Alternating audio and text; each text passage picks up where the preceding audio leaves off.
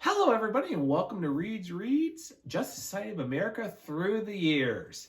Please check us out here and like us or subscribe to this channel because we'd love to hear from you. So here today, guys, is, of course, our third episode of our new series here. And, of course, what am I going to do it on? Why, of course, Stargirl. Courtney Whitmore herself, the amazing Stargirl, formerly the Star-Spangled Kid. So what is the story behind the Blue Valley, Nebraska superhero? Well, let's talk into the original here. So originally, Courtney was, of course, designed by both Jeff Johns and Lee Midler. Actually, when Jeff was working as Richard Donner's assistant on Conspiracy Theory, he had talked to Chuck Kimmix over at the series about DC Comics, and of course they came up with the idea for a series known as Stars and Stripes. Courtney was based off Jeff's sister, Courtney Johns, who tragically died in the TWA 800 tragedy back in 1996. Jeff took his love of both Courtney and DC Comics and merged them to create the brand new Star-Spangled Kid. So after a little bit of work and some other pieces, of course, Jeff launched the series along with Lee Midler, and of course, Stars and Stripe began in 1999.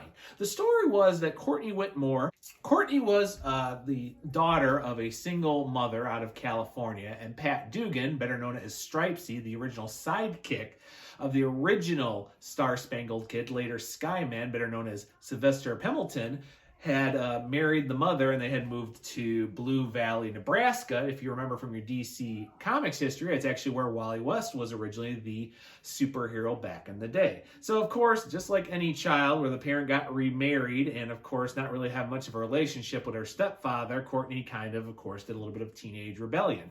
As they were moving into the new house, Courtney ended up stumbling across some of Pat's old things and found out that he was Stripesy, the original sidekick to the Star-Spangled Kid.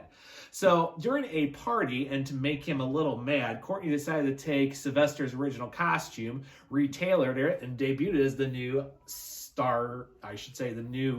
Star-Spangled Kid, along with the converter belt and everything, not quite knowing what was going on. Pat, very angered by this, didn't have much more time to react as they were attacked by the Dragon King's followers, who had actually set up shop in Blue Valley for a storyline that would go expand through the series. So Courtney, as a result, ended up actually teaming up with her stepfather, who was now in a brand new suit known as Stripe, which was a type of armor, kind of Iron Man giant kind of piece.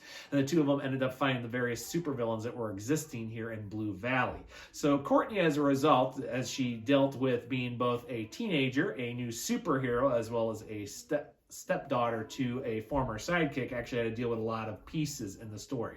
Courtney ended up getting over her own rogues gallery, from paintball to the reestablished Dragon King, reestablishing through the history, learning the full story behind the original Star-Spangled Kid and exactly what led to the current storylines, as well as how Pat got around the suit, and of course pieces that were taken, and it all accumulated to a big storyline in issue 14, where Courtney battled it out with the Dragon King and the daughter, who, of course, if you have not seen the Stargirl series, Cindy Berman, who better known would become known as Shiv. So not only Courtney's rival both at the high school and a teenage life, but also her arch enemy going forward as the Star-Spangled Kid. Courtney would later on go ahead and join on pieces here with the JSA and become a new member of the new team in 1999. She would then later on inherit the Starman mantle as well with the Cosmic Staff when Jack Knight retired as Starman to raise his son.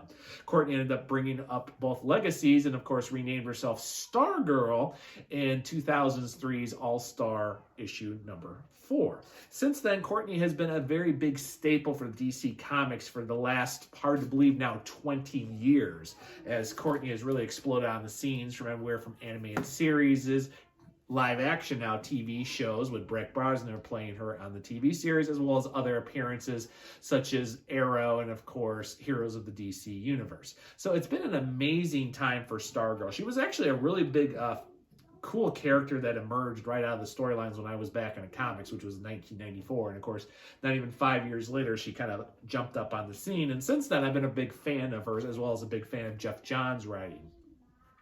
Stargirl is an amazing character. It really embeds a lot of the positivity, the outgoing hope attitude that would make any person want to root for the character. She's always embodied the most out of all for DC Comics, as well as her various books from Justice Society of America to Justice League of America to, yes, even Young Justice, where she was a brief friend to the members.